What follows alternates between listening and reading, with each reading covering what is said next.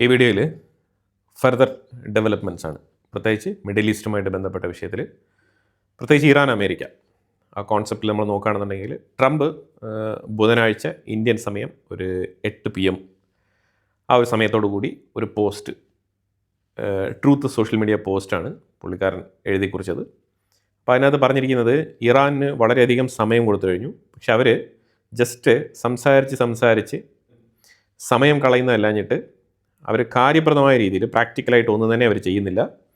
So അവർ waste ആക്കുകയാണ്, അവർക്ക് കൊടുത്ത ഓപ്പർച്യൂണിറ്റി അവർ വേസ്റ്റ് ആക്കുകയാണെന്നുള്ള നിലയിൽ ഒരു സ്റ്റേറ്റ്മെൻറ്റാണ് പറഞ്ഞത്. അതുമാത്രമല്ല, ഞങ്ങളുടേതായിട്ടുള്ള രീതിക്ക് ഇനി കാര്യങ്ങൾ മുന്നോട്ട് നീക്കാം എന്നാണ് പറഞ്ഞിരിക്കുന്നത്. അതിനോടൊപ്പം ഇറാൻ്റെ മേളിൽ വീണ്ടും ആക്രമണം നടത്താനുള്ള സാഹചര്യമുണ്ട് എന്നാണ് അതിനകത്ത് എഴുതി കുറിച്ചിരിക്കുന്നത്. ഇതിൽ പ്രധാനമായിട്ട് മനസ്സിലാക്കേണ്ട വിഷയം എന്താണെന്ന് പറഞ്ഞാൽ, ഈ വിഷയത്തിൽ ട്രംപ് എങ്ങനെയാണ് ഇങ്ങനെ ഒരു തീരുമാനം എടുക്കാനുള്ള സാഹചര്യം ഉണ്ടായത് എന്നതിനെക്കുറിച്ച് ഒരു പത്രം, വാൾ സ്ട്രീറ്റ് ജേണൽ എന്ന് പറഞ്ഞ പത്രം പറഞ്ഞിരിക്കുന്നത് ഇങ്ങനെയാണ്. അതായത് പീറ്റർ ഹെഗ്സെത്ത്, അമേരിക്കയുടെ വാർ സെക്രട്ടറി പീറ്റർ ഹെഗ്സെത്ത് ട്രംപിനെ കണ്ട് സംസാരിച്ചതായിട്ടും, അതായത് ഇതേ മാതൃകയിൽ നമ്മൾ മുന്നോട്ട് പോകുകയാണെന്നുണ്ടെങ്കിൽ ഇറാനാണെന്നുണ്ടെങ്കിൽ വളരെ ശക്തരാണെന്നുള്ള നിലയിൽ അവർ ലോകത്തിനെ ധരിപ്പിക്കുന്ന തരത്തിൽ അവർ സ്റ്റേറ്റ്മെൻറ്റുകൾ നിരന്തരം പറഞ്ഞുകൊണ്ടിരിക്കുകയും, പക്ഷേ അമേരിക്ക അങ്ങനെ വലിയ രീതിയിലുള്ള സ്റ്റേറ്റ്മെൻറ്റുകളൊന്നും പറയുന്നില്ല. യെസ്, നമ്മൾ അറ്റാക്ക് നടത്തുന്നുണ്ട്, നമ്മൾ ശക്തമായി തന്നെ ആക്രമിക്കുന്നുണ്ട്, പക്ഷേ ഇറാൻ അതൊന്നുമല്ല എന്നുള്ള രീതിയിലുള്ള സ്റ്റേറ്റ്മെൻറ്റുകൾ പുറത്തുവിട്ടുകൊണ്ട് നിരന്തരം അമേരിക്കയ്ക്കെതിരെ പ്രസ്താവനകൾ പുറപ്പെടുവിക്കുകയും, ഇടയ്ക്കിടയ്ക്ക് അമേരിക്കയുടെ ഇതേപോലെ അപ്പാഷെ ഹെലികോപ്റ്റേഴ്സ്, അതുപോലെ MQ-9 റീപ്പർ ഡ്രോൺ, ഇങ്ങനെയുള്ള ആക്രമണങ്ങളൊക്കെ നടത്തിക്കൊണ്ട് അവർ വലിയ രീതിയിൽ മൈലേജ് സ്കോർ ചെയ്യുകയാണ് എന്നുള്ള ഒരു വിഷയം ട്രംപിനെ പറഞ്ഞു ധരിപ്പിച്ചതായിട്ടാണ് വാൾ സ്ട്രീറ്റ് ജേണൽ റിപ്പോർട്ട് ചെയ്തിരിക്കുന്നത്. ഇതൊരു പരിധിവരെ നമ്മൾ പണ്ടേ പറഞ്ഞുകൊണ്ടിരുന്ന വിഷയമാണ്. ട്രംപിന് ഇപ്പോഴെങ്കിലും പീറ്റർ ഹെഗ്സെത്ത് പോയി ഉപദേശിച്ചത് നന്നായി. അതുകൊണ്ടാണ് ട്രംപ് കൃത്യമായിട്ട് എഴുതിയിരിക്കുന്നത് ഇറാൻ ഡയലോഗിൻ്റെ ആൾക്കാരാണെന്നുള്ളത് ഈ ട്രൂത്ത് സോഷ്യൽ മീഡിയ പോസ്റ്റിലൂടെ എഴുതിയിരിക്കുന്നത്. Because CENTCOM, Central Command, will be busy tonight because President Trump said we will be hitting Iran hard, and we will be. Because Iran has a chance to make a good deal, a great deal, to codify what they said they've been willing to do, and they haven't been willing to do it. So, as President Trump said, they've been tapping. You can see when someone's trying to tap on a deal. Instead, they're going to have tap bombs dropping on key facilities in Iran from the United States of America. അപ്പോൾ എന്തായാലും ഞാൻ ഈ വാർത്ത വായിച്ചുകൊണ്ടിരിക്കുന്ന സമയം it means early മോർണിംഗിലൊക്കെ ഒരു പക്ഷേ attack നടന്നിട്ടുണ്ടാവാനുള്ള സാധ്യതയുണ്ട്. ഞാനിപ്പം വ്യാഴാഴ്ച രാവിലെയാണ് എടുത്തുകൊണ്ടിരിക്കുന്നത്. അമേരിക്ക ശക്തമായ രീതിയിലുള്ള ആക്രമണം നടത്തിയിട്ടുണ്ടെങ്കിൽ അതിൻ്റെ ഫൂട്ടേജസ് ഞാൻ ഇവിടെ ആഡ് ചെയ്യാം. അമേരിക്കയും ഇസ്രായേലും ഒരേപോലെ ഇറാൻ്റെ മേളിൽ യുദ്ധപ്രഖ്യാപനം നടത്തിയിരിക്കുകയാണ്. അമേരിക്ക ഇന്നലെ രാത്രി പറഞ്ഞതുപോലെ തന്നെ ശക്തമായ രീതിയിൽ ആക്രമണങ്ങൾ ഇറാൻ്റെ ഉള്ളിൽ നടത്തിയിട്ടുണ്ട്. അമേരിക്ക ബന്ദർ അബ്ബാസ് തുറമുഖം, അതേപോലെ അതിനെ ചുറ്റിപ്പറ്റിയിരിക്കുന്ന റഡാർ സ്റ്റേഷൻസ്, അതുപോലെ തന്നെ അവരുടെ മിസൈൽ കേന്ദ്രങ്ങൾ, ഇങ്ങനെ നിരവധി ഏരിയകൾ ടാർഗറ്റ് ചെയ്ത് അറ്റാക്ക് നടത്തിയിട്ടുണ്ട്. ഇസ്രായേലാണെന്നുണ്ടെങ്കിൽ നെറ്റാൻസ് എന്ന് പറഞ്ഞ ആ ഒരു ഏരിയയിൽ, പ്രത്യേകിച്ച് ആ ന്യൂക്ലിയർ എൻറിച്ച്മെൻറ്റ് ഫെസിലിറ്റി ആ സറൗണ്ടിങ്ങിലാണ് അറ്റാക്ക് നടത്തിയത്. ആക്രമണം നടത്തിയ സമയത്ത് തന്നെ ഇറാൻ്റെ ഉള്ളിൽ നിന്നും റേഡിയേഷൻ ലീക്കേജ് ഉണ്ടാവാൻ സാധ്യതയുണ്ട് എന്നുള്ള തരത്തിലൊക്കെ വാർത്തകൾ പ്രചരിപ്പിക്കപ്പെട്ടിരുന്നു. പക്ഷേ പിന്നീട് അങ്ങനത്തെ സംഭവം ഉണ്ടായില്ല. അതിനെ തുടർന്ന് നൂറുകണക്കിൽ ആക്രമണ ലൊക്കേഷനുകൾ ടാർഗറ്റ് ചെയ്ത് വെച്ചിരിക്കുന്നതായിട്ട് അമേരിക്കൻ പ്രസിഡന്റ് തന്നെ നേരിട്ടങ്ങ് പറയുകയാണ്. അതുപോലെ തന്നെ പീറ്റർ ഹെഗ്സെത്താണ് ഈ യുദ്ധം വീണ്ടും റീസ്റ്റാർട്ട് ചെയ്യുന്നതായിട്ടുള്ള പ്രഖ്യാപനം മാധ്യമപ്രവർത്തകരോട് അറിയിച്ചത്. അതുപോലെ ഇസ്രായേൽ ഒരു 7 മണിക്കൂറിന് മുമ്പായിട്ട് പ്രഖ്യാപിച്ചിട്ടുണ്ട് വാർ വിത്ത് ഇറാൻ എന്ന് പറഞ്ഞിട്ട്, അതായത് വാർ റെസ്യൂം ചെയ്യുന്നതായിട്ടുള്ള സ്റ്റേറ്റ്മെൻറ്റ് ഒഫീഷ്യലി പറഞ്ഞിട്ടുണ്ട്. ഇറാൻ ഇതുവരെ ഗൾഫ് മേഖലയിലേക്ക് ആക്രമണം നടത്തിയിട്ടില്ല. അവർ പ്രിപ്പയർഡ്നെസ് ആണ്, അവർ തയ്യാറെടുത്തിരിക്കുകയാണെന്നാണ് പറയുന്നത്. അവർ ഇന്നലെ രാത്രി തുരിതര കുറേ മിസൈലുകൾ, ഗ്രൂപ്പ് ഓഫ് മിസൈലുകൾ ഒരു ബാച്ചായിട്ട് അവർ കുർദിസ്ഥാൻ മേഖലയിൽ, ഇറാഖിൻ്റെ ഉള്ളിലുള്ള കുർദിസ്ഥാൻ മേഖലകളിൽ ലക്ഷ്യമാക്കിയിട്ട് അയച്ചിട്ടുണ്ട്. മറ്റു തരത്തിലുള്ള റിറ്റാലിയേഷൻസ് ഒന്നും, അതായത് പേർഷ്യൻ ഗൾഫ് റീജിയനിൽ കിടക്കുന്ന മിഡിൽ ഈസ്റ്റ് രാജ്യങ്ങൾക്ക് മേലുള്ള ആക്രമണങ്ങളൊന്നും തന്നെ ഇറാൻ ഇതുവരെ നടത്തിയിട്ടില്ല. പക്ഷേ അവർ പ്രിപ്പയറിങ്ങിലാണ്, ശക്തമായ രീതിയിൽ അവർ തിരിച്ചടിക്കും തന്നെയാണ് പറഞ്ഞിരിക്കുന്നത്.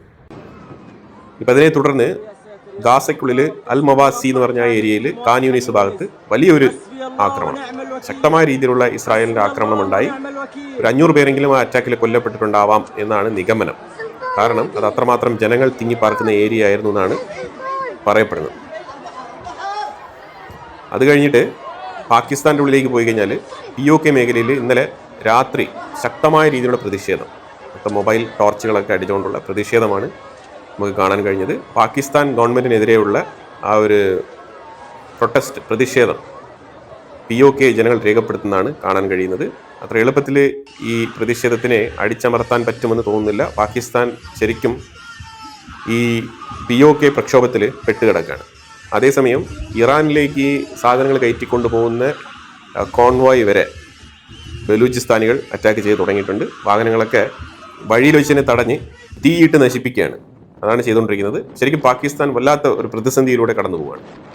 അതുപോലെ തന്നെ അമേരിക്ക ഒമാൻ തീരത്ത് വെച്ചിട്ട് ഒരു ഇന്ത്യയുടെ കപ്പൽ ആക്രമിച്ചതിൻ്റെ എന്തായിരുന്നു ആക്രമണം, ആഫ്റ്റർ ദ അറ്റാക്ക് ആ കപ്പലിൻ്റെ ഫൂട്ടേജ് പുറത്തു വന്നിട്ടുണ്ട്.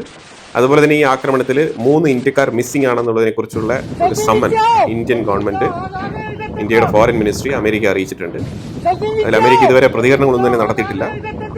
പക്ഷേ പ്രൈം മിനിസ്റ്റർ മോദിയെ അപ്രിഷ്യേറ്റ് ചെയ്തുകൊണ്ടുള്ള ഒരു truth social media post Trump ചെയ്തിട്ടുണ്ട്. എന്തിനാണ് ചെയ്തതെന്നുള്ളതിനെക്കുറിച്ച് വ്യക്തമല്ല. കാര്യം ഇന്ത്യയുടെ ഈ ഒരു സമ്മൻ പോയതിനെ തുടർന്ന് ശരിക്കും എക്സ്പ്ലനേഷൻ ഇല്ലാത്തത് കൊണ്ട്, കാരണം ബൈ മിസ്റ്റേക്കൻലിയാണ് അമേരിക്ക അറ്റാക്ക് നടത്തിയതെന്ന് പറഞ്ഞിരുന്നത്. പിന്നെ അതിനകത്ത് ഇനിയിപ്പോൾ സമ്മൻ പോയിട്ട് കാര്യമില്ല. പക്ഷേ ഈ മിസ്സിംഗ് ആയിട്ടുള്ള ആൾക്കാരെ കുറിച്ചുള്ള അന്വേഷണം അതാണ് ഏറ്റവും ഇമ്പോർട്ടൻറ്റ്. കാരണം അവിടെ തെരച്ചിൽ നടത്തണമെന്നുണ്ടെങ്കിൽ നിലവിലുള്ള സാഹചര്യം അനുസരിച്ച് അവിടെ തെരച്ചിൽ നടത്താൻ പറ്റാത്ത സാഹചര്യമാണ്.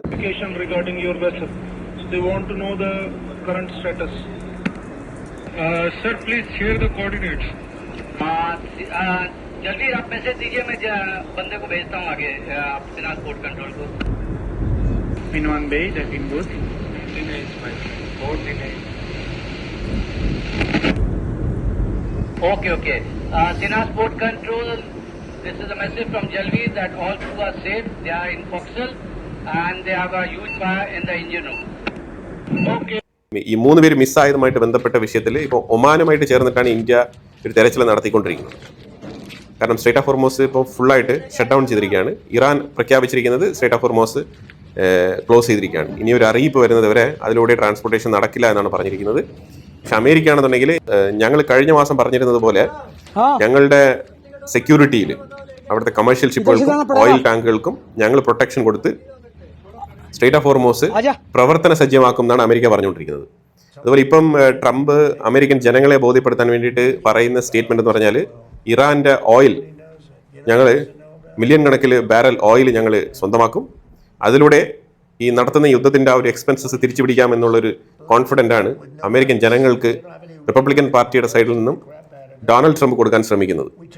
എനിവേ ഇതാണ് ഇപ്പോൾ നിലവിലെ സംഭവിച്ചുകൊണ്ടിരിക്കുന്നത്. തീർച്ചയായിട്ടും ഇറാന്റെ റിറ്റാലിയേഷൻ ഉണ്ടാവും എന്ന് തന്നെയാണ് പ്രതീക്ഷിക്കുന്നത്. വീണ്ടും മിഡിൽ ഈസ്റ്റ് സംഘർഷഭരിതമായിട്ടുള്ള ഒരു അവസ്ഥയിലേക്ക് മാറുകയാണ്. ഒരുപക്ഷെ ഒരു ഡൈവേർഷൻ ടാക്ടിക്സ് ആവാനുള്ള സാധ്യതയുണ്ട്. അതായത് ശ്രദ്ധ തിരിച്ചുവിടൽ. ഇറാന്റെ മേളിൽ പ്രഷർ അപ്ലൈ ചെയ്ത് എങ്ങനെയെങ്കിലും ഒപ്പിടിപ്പിക്കാം, ഡീലിലേക്ക് അവരെ നയിക്കാം എന്നുള്ള തരത്തിലുള്ള ഒരു ഡീവിയേഷൻ ടാക്ടിക്സ് ആയിട്ട് വേണമെങ്കിൽ നമുക്കിതിനെ വിലയിരുത്താം. പക്ഷേ ഇറാൻ ആണെങ്കിൽ ആവർത്തിച്ച് പറഞ്ഞിട്ടുള്ളത്, ഇറാന്റെ പ്രസിഡന്റ് മസൂദ് പെസസ്കിയാനാണ് പറഞ്ഞിരിക്കുന്നത്, ഇറാന്റെ മേലിൽ സമ്മർദ്ദം ഇട്ടുകൊണ്ടോ അല്ലെങ്കിൽ ആക്രമണം നടത്തിക്കൊണ്ടോ ഇറാനെ കൊണ്ട് ഒരു ഡീലിലേക്ക് എത്തിച്ചു കളയാമെന്ന് വിചാരിച്ചു കഴിഞ്ഞാൽ അത് നിങ്ങളുടെ തോന്നൽ മാത്രമാണെന്നാണ് മസൂദ് പെസസ്കിയാൻ പറഞ്ഞിരിക്കുന്നത്. ഇനി IAEA, international atomic energy agency, അവർ പറഞ്ഞിരിക്കുന്നത് UN അവർ ഇന്നലെ ഒരു റെഫറൻഡം കൊണ്ടുവന്നായിരുന്നു. അതായത് ഇറാൻ എൻറിച്ച്മെന്റ് നടത്തി കൈവശം വെച്ചിരിക്കുന്ന എൻറിച്ച്ഡ് യുറേനിയം അത് IAEAയുടെ കൺട്രോളിൽ കൊണ്ടുവരണം. നേതൃത്വത്തിൽ അവർക്കത് മോണിറ്റർ ചെയ്യാൻ സാധിക്കണം. ആ ഒരു രീതിയിൽ ട്രാൻസ്പെറൻസി ഉറപ്പുവരുത്താൻ വേണ്ടിയിട്ടുള്ള ഒരു റെഫറൻഡമാണ് UN പാസ്സാക്കിയത്. അതിൽ 21 രാജ്യങ്ങൾ അതിനെ അനുകൂലിച്ച് വോട്ട് രേഖപ്പെടുത്തിയപ്പോഴത്തേക്കും ചൈന, നൈജർ പോലത്തെ രാജ്യങ്ങളൊക്കെ അതിനെ എതിർത്ത് വോട്ട് രേഖപ്പെടുത്തിയിട്ടുണ്ട്. അതുപോലെ 10 രാജ്യങ്ങൾ ഞങ്ങൾ ഈ ക്ലാസ്സിൽ പങ്കെടുക്കാൻ താല്പര്യമില്ല എന്ന് പറഞ്ഞിട്ട് അവർ വിട്ടു നിൽക്കുകയാണ് ചെയ്തത്. സഫറിങ് ഫ്രം ഫീവറാണ് അവർ. അങ്ങനെ 10 രാജ്യങ്ങൾ നിലപാടെടുക്കാതെ മാറി നിന്നു. ഇപ്പം UN ഇപ്പം ഇത് പാസ്സാക്കിയിട്ട് കാര്യമൊന്നുമില്ല. കാരണം ഇറാൻ ഇതൊന്നും വകവയ്ക്കാൻ പോകുന്നില്ല. അതുപോലെ ട്രംപ് ഒരു ട്രൂത്ത് സോഷ്യൽ മീഡിയ പോസ്റ്റ് കൂടി പബ്ലിഷ് ചെയ്തിട്ടുണ്ട്. അതായത് നേവൽ ബ്ലോക്കേഡ്, ഞങ്ങളെക്കുറിച്ച്, ഞങ്ങളുടെ കഴിവുകളെക്കുറിച്ച് ആരാണോ അമേരിക്ക പെർഫെക്റ്റ് ആയിട്ട് പെർഫോം ചെയ്യുന്നില്ല എന്നുള്ള രീതിയിലൊക്കെ പ്രസ്താവനകൾ പുറത്തിറക്കുന്നത് അതെല്ലാം ഫേക്ക് മീഡിയ ആണ്. ഞങ്ങൾ നടത്തിയ നേവൽ ബ്ലോക്കേഡ്, ചരിത്രത്തിൽ ആദ്യമായിട്ടാണ് ഇത്തരത്തിലുള്ള ഒരു നേവൽ ബ്ലോക്കേഡ്. ഇത്രയും വിസ്തീർണമുള്ള ഒരു കടൽ പ്രദേശം ഞങ്ങൾ കൺട്രോൾ ചെയ്ത് നിർത്തുകയാണ്. ഒരു ചെറിയ രീതിയിൽ പോലും അവർക്ക് വ്യാപാരം ചെയ്യാൻ പറ്റുന്നില്ല. അത് എക്കണോമിക്കലി അവർ വീക്കൻ ചെയ്തിരിക്കുന്നു എന്നൊക്കെ ട്രംപ് ഇങ്ങനെ വീമ്പളക്കുന്നുണ്ട്. പക്ഷെ നമ്മൾ ഇതിന് ബദലായിട്ട് പാകിസ്ഥാൻ്റെ പോർട്ടിൽ നിന്നും എങ്ങനെയാണ് ഇറാൻ 6 കോറിഡോറിലൂടെ സാധനങ്ങൾ കൊണ്ടുപോകുന്നത് എന്നതിനെക്കുറിച്ച് ഒരു വിശദമായ വീഡിയോ നമ്മൾ ചെയ്തിട്ടുണ്ടായിരുന്നു. ട്രംപിന് പാകിസ്ഥാൻ വഴി ഇറാനിലേക്ക് പോകുന്ന ഈ ഒരു വിഷയത്തെ തടയാൻ കഴിഞ്ഞിട്ടുണ്ടോ എന്ന് ചോദിച്ചാൽ ഇല്ല. അതുമായിട്ട് ബന്ധപ്പെട്ട് ചെറിയൊരു പരാമർശം പോലും ട്രംപ് നടത്തിയിട്ടില്ല. നേവൽ ബ്ലോക്കേഡ് വളരെ എഫക്റ്റീവായിട്ടുള്ള ഒരു ടാക്ടിക്സ് ആണ്, യുദ്ധതന്ത്രമാണ് എന്നൊക്കെയാണ് ട്രംപ് അതിനകത്ത് പറഞ്ഞിരിക്കുന്നത്. എനിവേ ഇറ്റ്സ് ഓക്കെ, എന്തെങ്കിലും ആയിക്കോട്ടെ, ഒരു പരിധിവരെ അത് നമുക്ക് അംഗീകരിക്കാം. ഇറാൻ കുറച്ച് ബുദ്ധിമുട്ടുന്നുണ്ട്, അവർക്ക് എണ്ണയൊന്നും വിൽക്കാൻ പറ്റുന്നില്ല. തീർച്ചയായിട്ടും അവർക്ക് അവരുടെ ഡയറക്റ്റായിട്ട് അവരുടെ പോർട്ടിലേക്ക് സാധനങ്ങൾ എത്തിക്കാൻ പറ്റുന്നില്ല. അപ്പോൾ അത്തരത്തിലുള്ള ബുദ്ധിമുട്ടുകളൊക്കെ അവർ നേരിടുന്നുണ്ട്, അതൊരു യാഥാർത്ഥ്യം തന്നെയാണ്. അതേസമയം സിറിക് എന്ന് പറഞ്ഞ ഒരു ഐലൻഡിൽ അമേരിക്ക ഇന്നലെ നടത്തിയ അറ്റാക്കിൽ അതിൻ്റെ ഫൂട്ടേജസൊക്കെ അവർ എടുത്ത് പബ്ലിഷ് ചെയ്തിട്ടുണ്ട്. ഇറാൻ അവിടെ വലിയൊരു water tank, 2000 cubic metre water storage, 20,000 കുടുംബങ്ങൾക്ക് ജലലഭ്യത ഉറപ്പുവരുത്തുന്ന രീതിയിലുള്ള ഒരു വാട്ടർ ടാങ്കാണ്. കടൽവെള്ളം ശുദ്ധീകരിച്ച് അത് ഡിസ്ട്രിബ്യൂട്ട് ചെയ്യുന്ന ഒരു പ്രോജക്റ്റാണിത്. ആ പ്രോജക്റ്റാണ് അമേരിക്ക അറ്റാക്ക് ചെയ്തത്. സോ ഇത് ഒരു വാർ ക്രൈമായിട്ട് കരുതണം എന്നുള്ള രീതിയിൽ ഇറാൻ അവരുടെ സൈഡിൽ നിന്ന് ഒരു സ്റ്റേറ്റ്മെൻറ്റ് പുറപ്പെടുവിച്ചിട്ടുണ്ട്. അതേസമയം പല ദ്വീപുകളിലായിട്ട് അറ്റാക്ക് നടത്തിയെങ്കിലും അവരുടെ എനർജി പ്ലാന്റുകളൊന്നും തന്നെ അമേരിക്ക ടാർഗറ്റ് ചെയ്തിട്ടില്ല. റഡാർ സ്റ്റേഷൻസ്, അതേപോലെ ആൻറ്റന, അവരുടെ എയർ ഡിഫൻസ് സിസ്റ്റം, ഇതൊക്കെയാണ് ഏറ്റവും കൂടുതൽ ടാർഗറ്റ് ചെയ്തത്. അമേരിക്കയുടെ ഒരു MQ-9 Reaper drone Iran attack ചെയ്ത് വീഴ്ത്തിയിട്ടുണ്ട്. കുവൈറ്റിലും ജോർദാനിലും ഇറാൻ നടത്തിയ അറ്റാക്ക് പൂർണ്ണമായിട്ടും ഇൻ്റർസെപ്റ്റ് ചെയ്യപ്പെട്ടിട്ടുണ്ടെന്നാണ് അമേരിക്കയുടെ സൈഡിലും ജോർദാൻ്റെ സൈഡിലും കുവൈറ്റ് സൈഡിൽ നിന്ന് വരുന്ന കൺഫർമേഷൻ. ബഹ്റൈനിൽ മാത്രമാണ് ഇച്ചിരി ഡൗട്ട്ഫുൾ, ബാക്കിയെല്ലാം ഓക്കെയാണ്. ബഹ്റൈനിൽ ഒരു മിസൈൽ പതിക്കുന്നത് പോലൊരു വീഡിയോ ആണ് ഇറാൻ പബ്ലിഷ് ചെയ്തിരുന്നത്. അതുപോലെ റോയിറ്റേഴ്സും ആക്സിയോസും ഇവരാണ് ഇപ്പോൾ പ്രധാനപ്പെട്ട വാർത്തകളൊക്കെ സൃഷ്ടിക്കുന്ന ആൾക്കാർ. ഒരു ശൂന്യതയിൽ നിന്നൊക്കെ വാർത്തകൾ എങ്ങനെ സൃഷ്ടിക്കും. അപ്പോൾ അങ്ങനെ ഒരു വാർത്തയാണ് ഖത്തർ ഇറാനിലേക്ക് സന്ദർശനം നടത്തി അവരെ വീണ്ടും നെഗോസിയേഷനിലേക്ക് ക്ഷണിച്ചതായിട്ടുള്ള ഒരു വാർത്ത. ഖത്തർ ഇത് ഒഫീഷ്യലി കൺഫേം ചെയ്തിട്ടില്ല, പക്ഷേ ഇത് റോയിറ്റേഴ്സ് ആക്സിയോസ് റിപ്പോർട്ട് ചെയ്തതായിട്ട് എഴുതിയിട്ടുണ്ട്. യമൻ്റെ സൈഡിൽ ഒരു കപ്പൽ ആക്രമിക്കപ്പെട്ടിട്ടുണ്ട്. 6 പേരടങ്ങുന്ന ഒരു ചെറിയ ബോട്ട്, ഒരു ചെറിയ വെസലിൽ വന്ന് ഈ 6 പേരും ഈ കപ്പലിന് നേരെ തുരിതരായ വെടിയുതിർക്കുകയായിരുന്നു. ഇപ്പോൾ അതിൻ്റെ ഫർദർ ഡീറ്റെയിൽസ് പുറത്തു വന്നിട്ടില്ല. യമൻ്റെ സൈഡിൽ ഒരു കപ്പൽ ആക്രമിക്കപ്പെട്ടിട്ടുണ്ട്. ഹൂത്തികളാണ് അറ്റാക്ക് ചെയ്തിരിക്കുന്നത്. ഹൂത്തികൾ ഇപ്പോൾ ഭയങ്കര എഫക്റ്റീവായിട്ട് നിൽക്കുകയാണ്.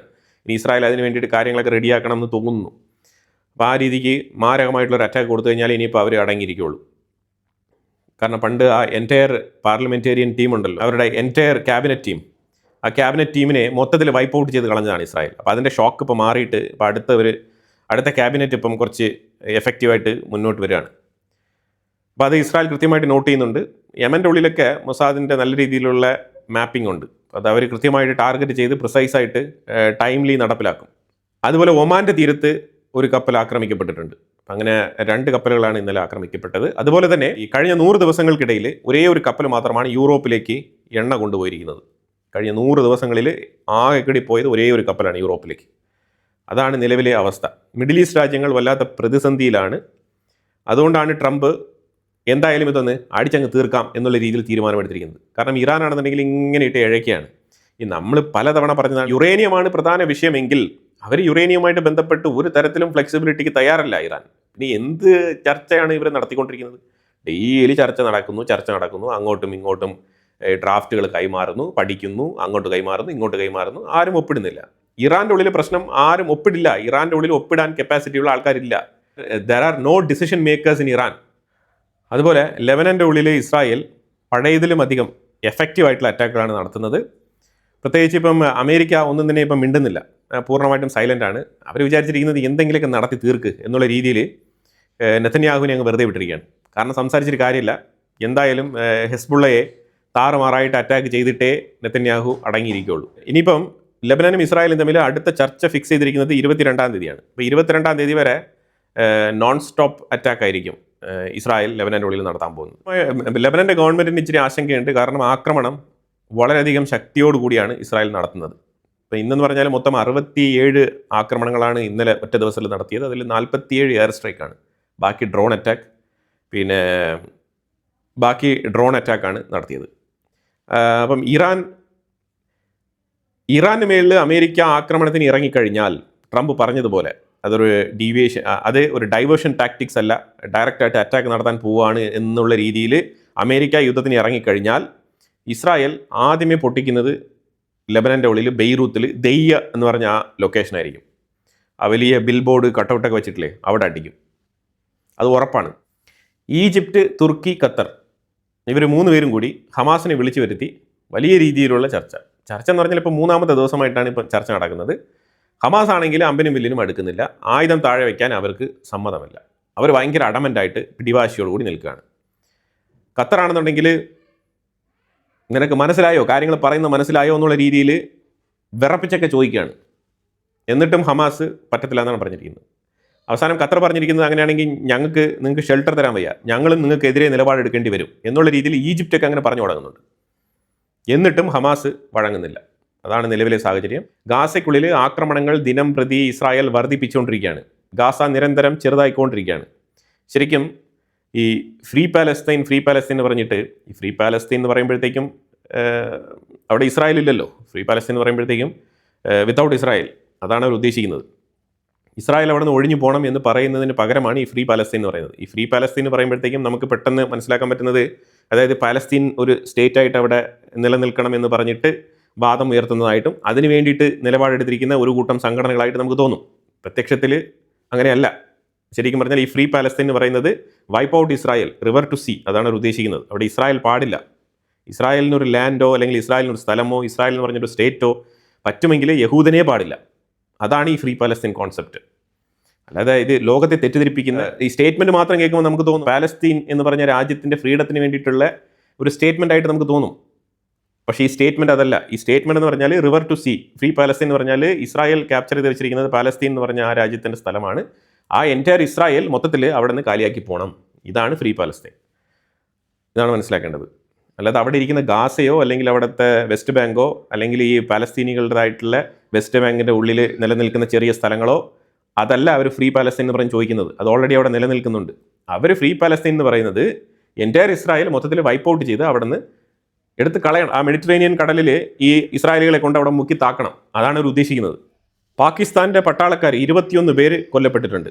ഒരു ഹെലികോപ്റ്ററിൽ MiG-17 ഹെലികോപ്റ്ററിൽ യാത്ര ചെയ്തുകൊണ്ടിരിക്കവേ ഇതിനെ JAAC എന്ന് പറഞ്ഞ ഇപ്പം നിലവിൽ POKയിൽ പ്രകടനം അഥവാ പ്രതിഷേധം നടത്തുന്ന ആ സംഘടനയിൽപ്പെട്ട ആൾക്കാർ ഇതിനെ വെടിവെച്ചിട്ടതായിട്ടാണ് പ്രാഥമിക കണ്ടെത്തൽ.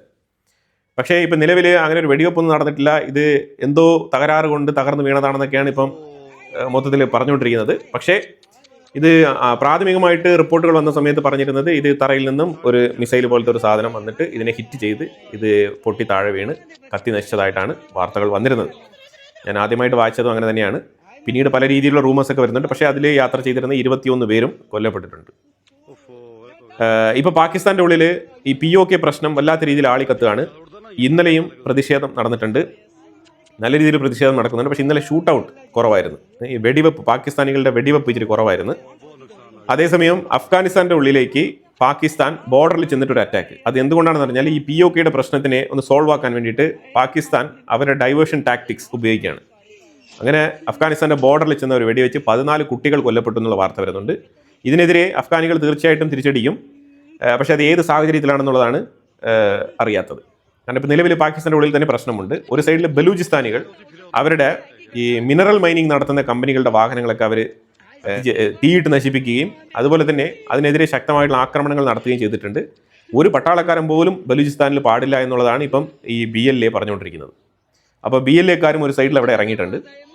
ഇപ്പം അഫ്ഗാനിസ്ഥാൻ്റെ ബോർഡറിലും ഇവരിപ്പം ഒരു ആക്രമണം നടത്തി ഒരു യുദ്ധത്തിന് വേണ്ടിയിട്ടുള്ള തയ്യാറെടുപ്പിലേക്ക് അവരെയും കൂടി ഇപ്പം ഇവർ സ്പാർക്ക് ചെയ്ത് വിട്ടിരിക്കുകയാണ്. അതിന് പുറമെയാണ് ഇപ്പോൾ POK. ഇത്രയും വിഷയങ്ങളാണ് പാകിസ്ഥാനിൽ നടക്കുന്നത്. ഇതിനിടയ്ക്ക് അഫ്ഗാനിസ്ഥാൻ്റെ ഉള്ളിൽ ഞാൻ ഇതിനു മുമ്പ് പറഞ്ഞിരുന്ന പോലെ ഈ ഹിജാബ് പ്രൊട്ടസ്റ്റ്, സ്ത്രീകൾ അവർക്ക് വസ്ത്ര സ്വാതന്ത്ര്യം വേണമെന്ന് പറഞ്ഞിട്ട് അവർ തെരുവിലിറങ്ങി പ്രതിഷേധിച്ച സമയത്താണ് ഈ അഫ്ഗാൻ സദാചാര പോലീസ് അവർക്കെതിരെ വെടിയുതിർത്തത്. 9 പേർ കൊല്ലപ്പെട്ടു എന്നുള്ള വാർത്ത വരുന്നുണ്ട്. ഇങ്ങനെയുള്ള വിഷയങ്ങൾ, അതായത് അതിനൊക്കെ ഒന്നും പറയാനില്ല. ശരിക്കും പറഞ്ഞാൽ ഈ വസ്ത്രം ധരിക്കാനുള്ള പെർമിഷന് വേണ്ടിയിട്ട് സമരം ചെയ്യുന്നൊരു കാലഘട്ടം, അതാണ് ഞാനിവിടെ ചിന്തിച്ച് നോക്കുന്നത്. ശരിക്കും നമ്മൾ ഏത് നൂറ്റാണ്ടിലാണ് ജീവിച്ചുകൊണ്ടിരിക്കുന്നത്, അഫ്ഗാനിസ്ഥാൻ എവിടെയാണ് കിടക്കുന്നത് എന്നുള്ളതാണ് നമ്മളൊന്ന് ചിന്തിച്ച് നോക്കേണ്ടത്. അപ്പോൾ ഈ സാഹചര്യത്തിൽ അതിനുവേണ്ടി അവരുടെ വസ്ത്രത്തിന് വേണ്ടി മാത്രമല്ല സ്ത്രീകൾ തെരുവിലിറങ്ങിയത്, അവരുടെ എഡ്യൂക്കേഷൻ, അവരെ പഠിക്കാൻ അനുവദിക്കുന്നില്ല. പഠനം അത് വലിയൊരു പ്രശ്നമാണ്. خب من امروز به حمایت از دخترای وطن خود، دخترای سرزمین خود، این چادری تانه اینمو تو که مشاهده میکنین اینمو تو در میدم. خب که دیگه هیچ گوی خورده نتانین در مقابل دخترای افغان. این چادر هیچ دختر افغان در سر خود نمیکنه. حجاب دخترای ما کامل است. شما فقط به خاطر سوء استفاده جنسی و دخترها را دوزی میکنین، میبرین، گم میکنین، فامیلشان بیخبر هستن. فهمیدین؟